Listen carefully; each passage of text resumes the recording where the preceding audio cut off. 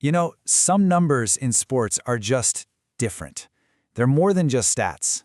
And today, we're talking about one of those numbers. Brian Lara's 400 not out.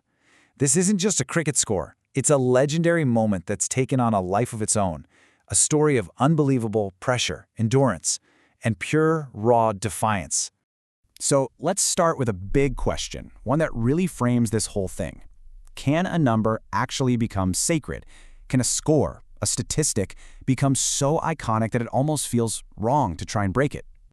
Now, check this out, because this is what makes the story so interesting today. Fast forward to the future. We have a player, Wian Mulder, who is on the verge of breaking the record, but he stops. He declares the innings, deliberately falling short out of, his words, respect for the game. That's an incredible gesture, right? And it makes you wonder, what is it about Lara's 400 that makes it feel so untouchable? To really get why this achievement was so monumental, we have to go back to 2004. We have to understand the absolute crisis West Indies cricket was in. This wasn't some team on a hot streak. This was a team on the verge of a total, humiliating collapse. I mean, just look at this timeline. It paints a pretty grim picture. England had been dominant the whole series. 3 tests down, 3 losses for the West Indies. They were staring down the barrel of a 4-0 whitewash on their own home turf, something that had never, ever happened before.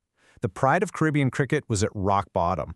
And right in the eye of that hurricane was the captain, Brian Lara, the Prince of Trinidad. The pressure on this guy was just insane. His team had been bowled out for a pathetic 47 runs in 1 innings. His own famous form, completely gone.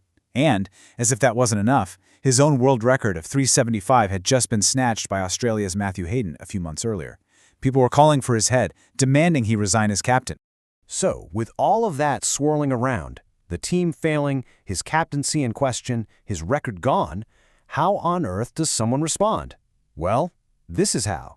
This is where the crisis turns into one of the greatest feats of endurance in all of sports. Just try to wrap your head around this number for a second. 778 minutes. Lara was out there batting for almost 13 hours. We're talking about 3 days of play. It's an almost superhuman display of physical stamina and, more importantly, mental fortitude. And over those 13 hours, he faced 582 deliveries from England's bowlers. Think about that. Every single one of those balls is a test. A test of your technique, your reflexes, your focus. One tiny mistake, one moment where your concentration slips, and it's all over. He didn't make one. And it all leads to this, the final perfect, monumental number, 400. And see that little asterisk next to it? That means not out. They couldn't get him out. He was the last man standing on a peak no one had ever reached before. And what's so brilliant is how he built this score. This chart shows you the genius behind it. This wasn't just about blocking and surviving. Look at that. Almost half his runs, 196 of them, came from boundaries. 43 fours and 4 sixes. It was the perfect mix of incredible patience and explosive, precise power. Okay, this is the real climax of the story. Because this wasn't just about racking up a big score. This was personal. This was a mission to take back what he felt was his. You have to understand, the road to 400 wasn't just one giant leap. It was a climb with multiple peaks.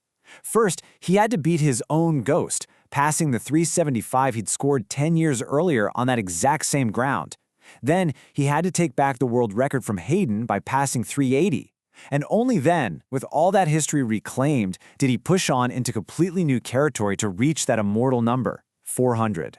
And you can just feel the weight of that moment right here in the raw, unscripted emotion of the live commentary. That wasn't just another run. That was a line being drawn in the history books. You can hear it in the commentator's voice. This is something special. But you know how it is in sports, right? The story is never that simple. The moment the celebrations died down, a huge debate kicked off. The confetti had barely hit the ground before the criticism started. So you basically had 2 camps. On one side, you had the critics. Even the Australian captain at the time, Ricky Ponting, weighed in. They said it was selfish, that by batting on and on just to get to 400, Lara burned too much time and made it impossible for his team to actually win the match. But his defenders, they saw it completely differently. For them, this was bigger than one match. This was about saving the pride of a whole cricketing region from the ultimate humiliation of a 4-0 whitewash. And in the end, here's what happened. The record was set, the innings became immortal, but the match was a draw. So West Indies avoided that dreaded 4-0 defeat, which to many felt like a victory in itself. But because they didn't get the win, that selfish versus heroic debate, it still rages on today. So here we are, 2 decades later. What is the lasting legacy of this incredible performance? Has it stood the test of time? You bet it has. This right here is a key part of the whole legend. Lots of players hold world records, but Brian Lara is the only person in the entire history of cricket to set the record, lose it, and then have the sheer will and skill to go out and take it back. He wasn't just setting a record, he was making a statement that the crown belonged to him.